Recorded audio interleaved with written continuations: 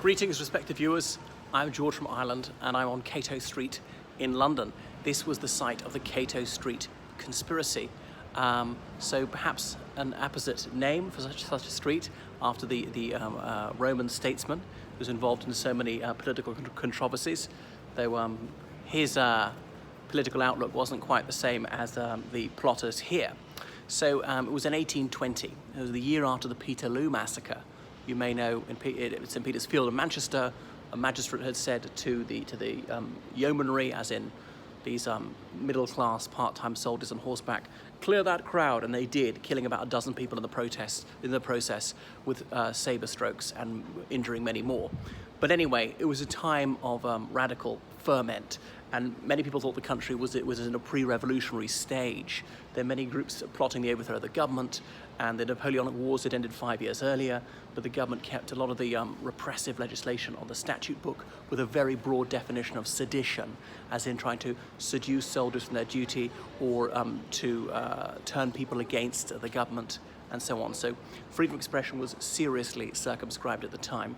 Remember, only about 5% of men had the right to vote.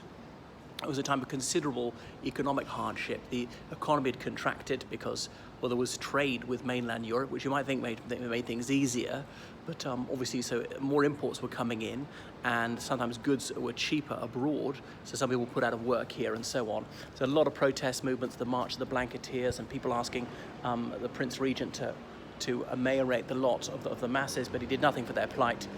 Obviously, then George III died in 1820, but shortly before he died is when this all took place. So anyway, the blindness and the insanity of the monarch seemed to be a fitting metaphor for the indifference of the establishment to the plight of the masses. So some men decided they would overthrow the government, and they caught wind of the cabinet's plan. They were all going to dine one evening in a nearby square. So these men armed themselves, and you could buy firearms easily, legally, and they were going to burst in on where the cabinet were dining and kill them all. This was to spark off a revolution, and they thought they'd set up some sort of democratic republic.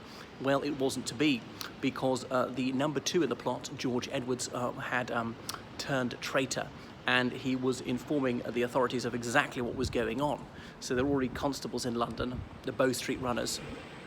The Metropolitan Police was about to be set up by Sir Robert Peel.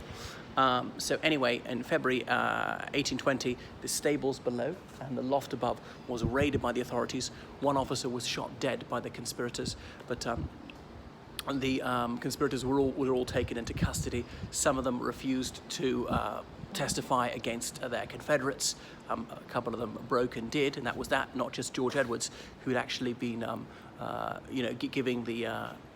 giving the authorities chapter and verse in the whole plot, almost from the word go.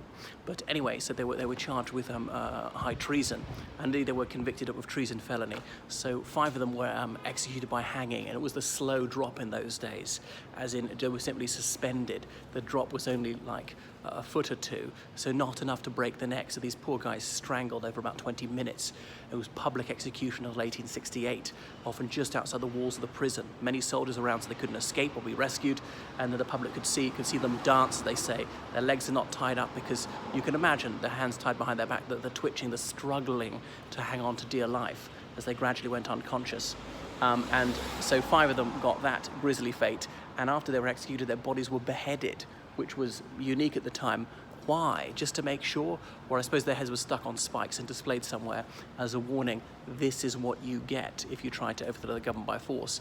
And 5 others suffered a fate worse than death: transportation to Australia.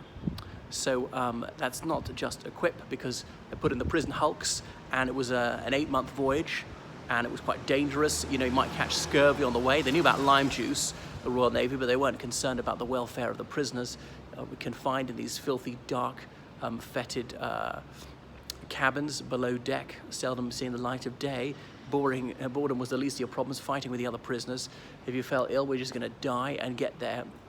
And penal servitude when you got there, so having to work as a slave for up to 14 years, unlikely to survive it. But if you did, you were set at liberty in Botany Bay or some other colony, mostly in New South Wales.